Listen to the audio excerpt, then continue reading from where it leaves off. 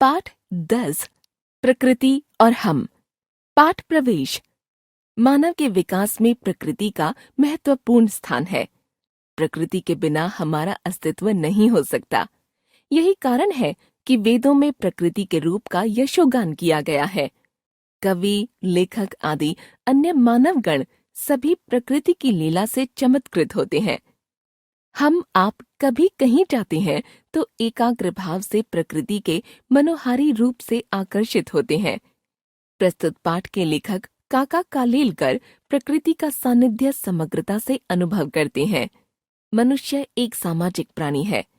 वह जैसे ही धरातल पर जन्म लेता है, अपने आप को एक विशेष प्रकार के आवरण से घिरा हुआ महसूस करता है तथा अपने चारों तरफ जो कुछ भी मौजूद होता है उसका सेवन करता है। क्या आप जानते हैं कि यह विशेष प्रकार का आवरण क्या है? यह वातावरण है जो प्रकृति के सानिध्य से बनता है। जरा कल्पना कीजिए, ये पेड़ पौधे, ये बादल, कोहरा तथा बर्फ की शिखर, इनसे मेरा क्या लेना देना? इनके दर्शन और सहवास के लिए मैं क्यों तरसता हूँ? इन पहाड़ों को देखने से क्या मिलता है? ये विचार अथवा आशंकाएं मेरे मन में कदापि नहीं उठीं, लेकिन कई व्यवहार कुशल लोगों ने इन्हीं शब्दों में मुझसे पूछा है। इतना ही नहीं, मेरी आलोचना भी की है। काका साहब जैसे गंभीर पुरुष, विचारक और नेता अफ्रीका के जंगलों में वहां के जानवर देखने के लिए घूमे होंगे। जान जोखिम में डालते हैं, यह तो है ही, लेकिन जिंदगी के कीमती दिन इस तरह बर्बाद करते हैं। इतना ही नहीं, इस धुन का व्यवस्थित उत्साहपूर्ण वर्णन करते हुए किताब भी लिखते हैं। यह कुछ समझ में नहीं आता। इस तरह एक दो स्नेहियों ने कहा भी और लिखा भी है। इन पेड़ पत्तों और पशु पक्षियों में से ही एक प्राणी मैं भी हूँ। भूल से ही आप लोगों की सयानी दुनिया में आ गया हूँ। इसलिए कभी कभी जंगल के वातावरण की प्राकृतिक परिस्थिति के लिए तरसता हूँ, और वह जब असह्य होता है तब वहां हो आता हूँ। वास्तव में हम सब प्रकृति के बालक हैं। शहरी जीवन और कृत्रिम दुनिया खड़ी करके हम प्रकृति से बिछुड़ गए हैं, अन्यथा पेड़ पौधों के बिना हमसे रहा ही नहीं जाता। शहर में बालिश्त भर जमीन में कृत्रिम बगीचा बनाकर 2-4 पौधे उगाकर हम मानते हैं कि प्रकृति के साथ हमने मेल साध लिया है। यह तो ₹1.25 या 4 आने ब्राह्मण को देकर गोदान का समाधान मानने जैसा हुआ। कुदरत के बीच जब हम बालक जैसे दिखाई दें, तभी कहा जा सकता है कि हमने कुदरत के साथ संपर्क साधा। किसी पहाड़ के शिखर पर खड़े होकर जब एक ओर असंख्य शिखरों को अनेक रूप से देखता हूँ और दूसरी ओर नीचे मैदान का सुदीर्घ विस्तार और अंदर चमकती 2-3 नदियों के मोड़ की रेखाएं देखता हूँ, तब यह विचार उठता है कि मैं एक विशाल विश्व का निवासी हूँ।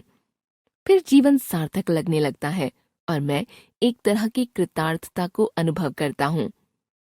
अपरिचय की भड़क मिटने के बाद पेड़ और उनके पत्ते मेरे साथ बातें करते हैं और विश्वास पूर्वक अपने सुख दुख की गाथाएं प्रस्तुत करते हैं। पशु पक्षी भी मुझे एक क्षण के लिए दुश्मन के तौर पर देखने के बाद मेरी आंखों में आत्मीयत नहीं वरन आत्मीयता देखते हैं। मानवता के हमारे ऊंचे ऊंचे आदर्श पशु पक्षी नहीं जानते, क्योंकि मानव जाति का उनका अनुभव बहुत कड़वा है। जैसे हम हैवानियत शब्द तिरस्कार के साथ इस्तेमाल करते हैं, वैसे ही पशु पक्षी आदमियत शब्द इस्तेमाल करते होंगे। उसमें अपना सारा कड़वा अनुभव व्यक्त करते होंगे। कुछ पाले हुए कुत्ते या पक्षियों को स्वजन द्रोह करते देख वे कहते होंगे कि क्या करें, पशु तो पशु ही है और पक्षी पक्षी। शायद आत्मीयत का रंग लगने से वे बिगड़ गए होंगे। एक जमाना था जब देहात के और जंगल के पशुओं के साथ अपनी आत्मीयता मैं ज्यादा महसूस करता था। जब मैं सिंहगढ़ में रहता था तब पक्षी मुझे अपनाते थे और अपने बारे में उनका विश्वास देख मुझे धन्यता महसूस होती थी।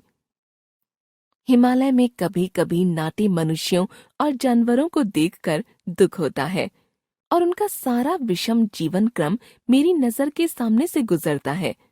लेकिन यह तो जब तक उनको देखता हूँ तब तक ही। बाकी समय तो पेड़ पत्तों से और उनके बीच से रास्ता निकालने वाले झरनों से अपनी आत्मीयता जागती है, और फिर जीवन का विचार करते वर्षों की गिनती नहीं बल्कि शताब्दियों से गिनती चलती है। देहरादून के पास गच्छू पानी और सहस्त्र धारा देखने गया था। वे प्रसंग किसी तरह भुलाए नहीं जा सकते। हजारों साल का उनका चरित्र समझने का प्रयत्न करते मुझे मुश्किल नहीं होती, और वहां अनेक चिंदी वाले पत्थरों को हाथ में लेते ही भूगर्भ विद्या की मदद से उनकी जन्म कथा के साथ मैं भी समरस होता था। 5-7 हजार फुट की ऊंचाई पर मसूरी में जाने के बाद लगता है कि यहाँ के जंगलों पर साम्राज्य का उपभोग करने वाले बादल ही मेरे समकक्षी हैं।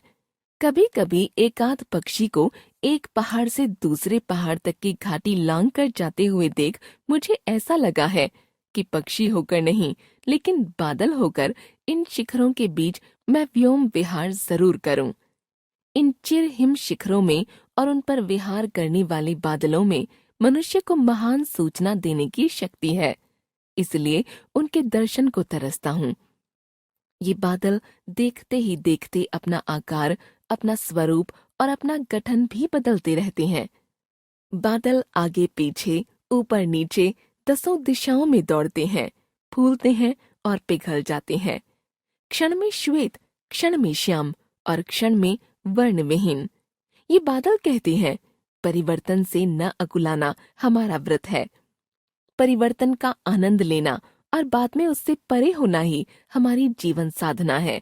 यह कहते कहते ये बादल बारिश बन गए और उन्होंने हमें सिर से पांव तक भिगो दिया।